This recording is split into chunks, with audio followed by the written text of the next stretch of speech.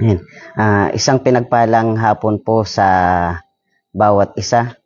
So ayan po, welcome po kayo sa ating online Bible study sa oras po na ito. Amin po. So bago tayo mag-start po sa ating Bible study at bago ko po i-start yung ating topic po ngayon ay hinihiling ko po ang bawat isa na tayo po ay yumuko at tayo po ay mag-pray. Samahan niyo po akong manalangin po sa hapong ito. Panginoon, nagpapasalamat kami, Panginoon, sa hapong ito, Panginoon. Salamat, Panginoon, sa patuloy, Panginoon, na maganda mong ginagawa sa buhay namin at sa ministry namin at sa simbahan namin, Panginoon. Tinataas namin, Panginoon, Lord, yung Bible study po, Panginoon, sa oras na ito. Patuloy, Panginoon, na malaya ka na kumilos sa buhay ng bawat isa, Panginoon. At patuloy, Panginoon, ng mga salita mo, Panginoon, na mapapakinggan namin sa hapong ito, Panginoon. Kay Lord, magrema ito sa buhay namin, Panginoon. Salamat o Diyos, Panginoon, patuloy ka na kumilos, Panginoon. Purihin ka, sambahin ka sa pangalan ng Panginoong Jesus. Amen, amen. So ayan po, magandang hapon pong muli sa bawat isa. Ayan, kamusta po kayong lahat? At dalangin ko po na nasa maayos po tayong kalagayan. Amen po.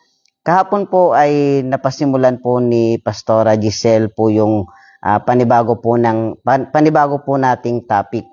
At siguro po na familiar na po kayo sa mga sa itinuro po ng ating pastor. Pero hayaan nyo po na tayo po ay ma-remind bilang isang mga lingkod po ng Panginoon o anak po ng Panginoong Sus. Amin po. Ang title po ng pinag-aaralan natin ay yung 3 bagay na pababayaan ka ng Diyos kung hindi mo ito gagawin. Kahapon po ang naituro po sa atin ni Pastora Giselle ay yung number 1 po, yung ang magtanong. Dapat, sabi nga po niya, dapat involve ang Diyos sa buhay natin sa pagdidesisyon po natin. Kasi para hindi tayo magkamali. Kasi mahirap po magkamali bilang isang Kristiyano. Amin po. Kaya sa atin, napaka-importante na sa bawat desisyon po natin, sa bawat gagawin natin, napaka-importante na ito ay tanungin natin sa Panginoon. At hindi lang ito tinatanong, kundi sabi ni Pastora Giselle, yung hintayin natin yung rema. Amin po. Kaya nga tayo nagtatanong kasi para hinihintay din natin kung ano yung sagot doon sa mga itinatanong po natin. Pag dumating yung time na magulo yung isipan natin, nasaktan tayo, isang bagay na wag tayong magdidesisyon sa bagay na yun kasi bakit magkakamali lang tayo. Amin po. Kaya napaka-importante na pag nagtanong tayo, yung maayos yung puso natin, maayos yung isipan natin. Siyempre pag andyan yung anointing ng Panginoong Sus. Amin po. At ulitin ko po, kaya tayo nagtatanong kasi siyempre hinihintay natin yung rema, yung sagot. Kaya bago tayo magtanong o pag nagtanong tayo sa Panginoon, siyempre dapat andun yung paghihintay natin doon sa sagot sa tinatanong po natin. At bago tayo humakbang, kung ano yung sinagot ng Panginoong Sus, kung ano yung sagot ng Panginoong Sus, dapat yun din ang susundin po natin. Amin po. Kaya wag natin susundin kung ano yung mga bagay na nararamdaman natin. Sundin natin kung ano yung sinasabi ng Panginoong Sus. Amin po, pababayaan tayo ng Diyos kung hindi tayo magtatanong. Amin po. Minsan may mga bagay na pinagdadaanan tayo kung hindi natin tatanungin ang Diyos, pababayaan niya tayo. Amin po. Ito po yung number 2 naman po na pag-aaralan po natin. Yung number 2 po, yung ang humingi ng tulong. Buksan niyo po yung Bible po ninyo dito sa Mark chapter 6, verse 47 to 41. Pero mas maganda po yung dito po para sa akin po mas maganda po dito sa Matthew chapter 14 verse 22 to 33. Dito po natin buksan sa Matthew chapter 14 verse 22 to 22 verse 33. Halos same lang na kwento po siya pero mas maganda po dito sa Matthew chapter 14 verse 22 to 33. Basahin po natin. Kung may Bible po kayo, basahin po natin. Sigurado po alam niyo na po itong kwento na ito, yung lumakad si Jesus sa ibabaw ng tubig. Basahin ko po sa verse 22, ang sabi niya, pagkatapos pinasakay agad ni Jesus sa bangka ang mga tagasunod niya at pinauna sa kabila ng lawa. Habang pinapauwi niya ang mga tao. 23, nang makaalis na ang mga tao, umakyat siyang mag-isa sa isang bundok para manalangin. Inabot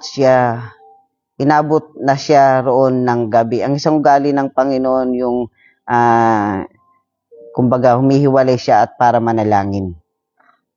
Verse 24 ang sabi niya, nang oras na iyon, malayo na ang bangkang sinasakyan ng mga tagasunod niya, sinasalpok ng malalaking alon ang bangka nila dahil pasalungat sa hangin. 25 ng madaling araw na, sumunod sa kanila si Jesus na naglalakad sa ibabaw ng tubig. Inabot si Jesus ng madaling araw sa kakapanalangin. Amin po. Sabi niya, verse 26, pagkakita ng mga tagasunod na may naglalakad sa tubig, kinilabutan sila at napasigaw sila ng multo dahil sa matinding takot. Ayan, 27, sabi ni Jesus, pero agad na nagsalita si Jesus, ako ito, sabi niya, huwag kayong matakot, lakasan niyo ang inyong loob. 28, sabi niya, sumagot si Pedro sa kanya, Panginoon, kung kayo nga iyan, papuntahin niyo ako riyan na naglalakad din sa tubig. Sabi ng Panginoon, sabi niya, halika. Sabi ng Panginoon, halika, sabi ni Jesus. Kaya bumaba si Pedro sa bangka na naglalakad sa tubig patungo kay Jesus. Dito tayo magpo-focus sa verse 30. Sabi niya, pero nang mapansin niyang malakas ang hangin, natakot siya at unti-unting lumubog. Actually, nakalakad naman sa ibabaw ng tubig si Pedro. Sabi niya, verse 31, sabi niya, pero nang mapansin niyang malakas ang hangin, natakot siya at unti-unting lumubog. Kaya sumigaw siya, Panginoon, iligtas niyo ako. 31, sabi niya, agad naman siyang inabot ni Jesus at sinabi, kay liit ng pananampalataya mo, bakit ka nag-aalinlangan? Yan yung time, siguro familiar na po tayong kwento po na yan, di ba po? Actually, nakalakad naman si Pedro. Pero nung napansin niya yung malalakas na alon, unti-unti siyang lumulubog sa tubig. Pero nung time na palubog na siya, humingi siya ng tulong sa Panginoon. Sa Panginoon siya humingi pa din ng tulong. Hindi doon sa mga kasamahan niya na nandun sa bangka, kundi sa Panginoon. Sabi niya, Panginoon, iligtas niyo ako. Si Jesus po, niligtas niya si Pedro. Ngayon sa atin, pag hindi tayo kasi hihingi ng tulong sa Panginoon, pababayaan niya tayo. Kailangan natin ng tulong ang Panginoong Sus sa ministry natin, sa buhay natin at sa lahat ng bagay. Amin po. Pagdating doon sa ministry, wala naman tayong ibang maasahan kundi ang Panginoon. Wala naman tayong ibang maasahan na tulong kundi ang Panginoon. Tutulungan tayo ng Panginoong Sus, susuportahan tayo ng Panginoong Sus doon sa ministry natin. Siyempre, kailangan natin humingi ng tulong sa Kanya. Hindi naman natin makakaya yung isang bagay kung hindi sa dahilan sa tulong ng Panginoon. Hindi doon sa grace natin. Hindi doon sa lakas natin. Kasi kung hindi dahilan sa Panginoon na binibigyan niya tayo ng lakas, hindi rin natin magagawa. Di ba po? Di ba minsan, example po, pag sa atin, di ba, pag may binubuhat tayo ng mabibigat na bagay at alam naman natin na pag hindi natin kaya, anong gagawin po natin? Siyempre, hihingi tayo ng tulong doon sa kasamahan natin para mas lalong gumaan yung bubuhatin. Amin po. Ganon din doon sa buhay natin na pag dumating yung time sa buhay natin na gulong-gulo tayo, pag dumating sa time na nahihirapan tayo, hingin natin yung tulong ng Panginoong Sus. Kasi bakit? Andiyan agad ang Diyos na para tulungan niya tayo. Andiyan agad ang Diyos yung pagtulong niya pag lagi natin siyang pag nagtitiwala tayo sa Kanya. Kasi minsan darating talaga sa time doon sa ministry natin na may mga time na maguguluhan tayo, may mga time na mas mahihirapan tayo, masasaktan tayo. Wag nating ano ba 'yan, yung solohin yung pinagdadaanan. Wag natin sarilinin yung mga pinagdadaanan natin. Pag sinarili natin, lalong bibigat lang din yan. Amen po. Pag yung mga iniisip natin na yung mga bagay-bagay sa buhay natin, pag sinarili natin kasi yan, lalong magugulo yung isipan natin. Hindi natin alam yung gagawin natin kung paano yung masolusyonan yung mga bagay na ito. Kaya nga hinihiling sa atin ng Panginoong Sus na humingi tayo ng tulong sa Kanya para matulungan niya tayo. Kasi hindi natin kaya na gampanan, hindi natin kayang gawin yung isang bagay sa sariling lakas lang natin. Kundi dahilan sa tulong pa rin ng Panginoon. Amin po. Mahihirapan tayo pero pag humingi tayo ng tulong sa Kanya, hindi natin mararamdaman yung hirap, hindi natin mararamdaman yung pagod. Kasi bakit? Humihingi tayo sa Kanya. Hindi yung kumbaga, Lord, nahihirapan na ako. Anong gagawin ko? Dapat pag dumating yung time na, Lord, nahihirapan na ako, tulungan mo ako. Yung sa atin na, di ba, pag may mga pangangailangan tayo dito sa mundong ito, minsan, pag may mga pangailangan tayo, lumalapit tayo kung kani-kanino man. Siyempre, minsan may mga tumutulong sa atin, may mga nagbibigay sa atin, nagbibigay, ganyan. How much more pa kaya ang Diyos na pag lumapit tayo sa Kanya, na pag dumating yung time na wala tayong pangangailangan. Hindi ba mas maganda na sa Diyos tayo humingi ng tulong kasi bakit? Ipoprovide niya yung pangangailangan natin. Kasi pag hihingi tayo dun sa ibang bagay, minsan mabibigo tayo pero sa Diyos never tayong mabigo. Kasi bakit? Hinihingi lang ng Panginoong Sus na sa Kanya tayo lumapit. Hinihingi lang ng Panginoong Sus na sa Kanya lang tayo magtiwala kasi bakit? Ibibigay niya lahat ng mga bagay na pangangailangan natin.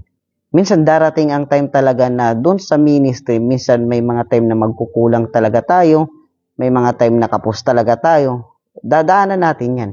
Pero gusto ng Panginoong Sus na pag dinaanan natin yung bagay na yan, ang gusto ng Panginoong Sus, sa Kanya tayo lumapit. Kasi bakit? Tutulungan niya tayo. Ang Diyos naman, pag tumulong talagang tutulungan niya, hindi niya tayo pababayan. Sobra-sobra hanggang sa makita natin na masatisfy tayo, hanggang sa masayahan tayo doon sa tulong na ibibigay ng Panginoong Sus. Actually, pag ang Diyos tumawag sa atin, una hanggang sa dulo, hindi naman niya tayo pababayaan eh. Amin po, minsan kahit nagkukulang tayo, ang Diyos, susuportahan pa rin niya tayo eh. Ang Diyos tumawag sa atin, alangan naman pababayaan niya tayo. Hindi. Susuportahan niya tayo sa lahat ng pangangailangan doon sa ministry natin. Amen po. Minsan kailangan lang nating dumaan sa sitwasyon na ganyan kasi para mas matuto tayo na, Lord, tulungan mo ako sa bagay na ito. Lord, suportahan mo ako sa bagay na ito. At pag nakita natin yan, sigurado ang Diyos, sigurado tayo, hindi tayo mabibigo. Kasi sabi niya, ang sino mang lumalapit sa akin, kailanman hindi mabibigo. Pangako ng Diyos yan. Amin po, hindi pangako ng tao, pangako ng Diyos. Wala namang pangako ang Diyos na babaliin niya, kundi tutuparin niya. Sabi ng Biblia, hindi niya tayo iwan, hindi niya tayo pababayaan. Ang Diyos na ang nagsalita, babaliin niya kaya yun? Hindi po. Amin po. Noon, ngayon, magpakailanman, tutulungan niya tayo.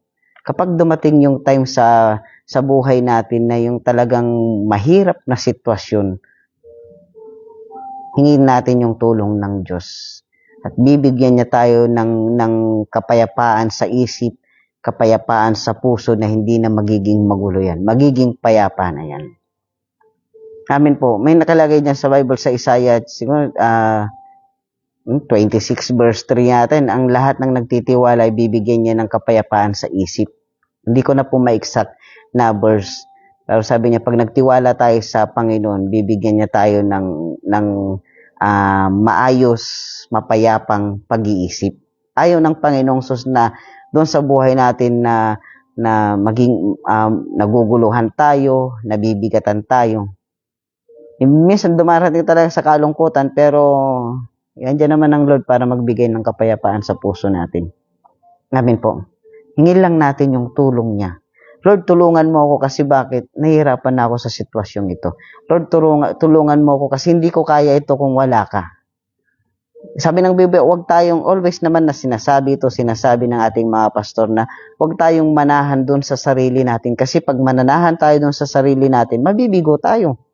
Manahan tayo doon sa kayang gawin ng Panginoong Sus, doon sa buhay natin at doon sa ministry po natin. Huwag tayong tumingin doon sa mga bagay na nakikita natin na wala nang pangangailangan na, hindi na ako gagaling, hindi na ako sasagana.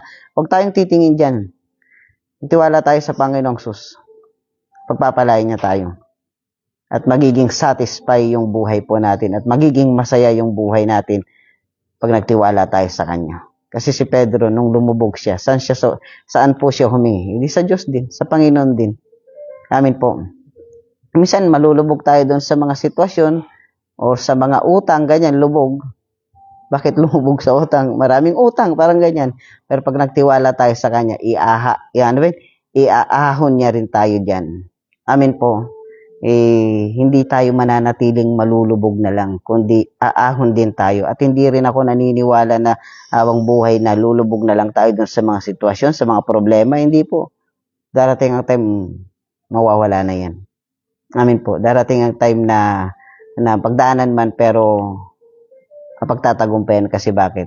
Kasama natin si Lord. Always lang na hingin natin yung tulong ng Diyos. Always lang na sa lahat ng bagay, na minsan na pag hindi natin kayang gawin, Lord, tulungan mo ako. Minsan may mga time na matatakot tayo. Kaya nga advice ng Panginoong Sus sabi niya, huwag kang matakot. Sabi sa mga alagad niya, mga alagad na to ng Panginoon. Sabi niya, huwag kayong matakot. Ako to ang Panginoon, sabi niya. Minsan ina-advise din sa atin ng Panginoong Sus na huwag tayong matakot. Pero dahil lang sa tao lang, natatakot tayo. Pero always nating alalahanin ang salita ng Diyos na pag nagtiwala tayo sa Kanya, bibigyan niya tayo ng kapayapaan doon sa puso at sa isipan. Namin po. Kaya sa atin, ang solusyon doon sa mga hirap na sitwasyon ay yung pagtulong ng Panginoon. Yung tulong niya. Amin po. Maasaan natin ang Lord sa time na tayo ay andun sa mahirap na sitwasyon. Amin po. Hindi niya tayo iwan, hindi niya tayo pababayaan. Ulitin ko po, hindi natin kaya yung isang bagay kundi kung hindi natin hihingin yung tulong ng Panginoong Sus sa buhay natin. Amin po. Bilang mga mananampalataya or bilang lingkod ng Panginoong Sus, tiwala lang sa Panginoon. Amin po. Lapit lang sa Panginoon kasi hindi tayo mabibigo sa Kanya.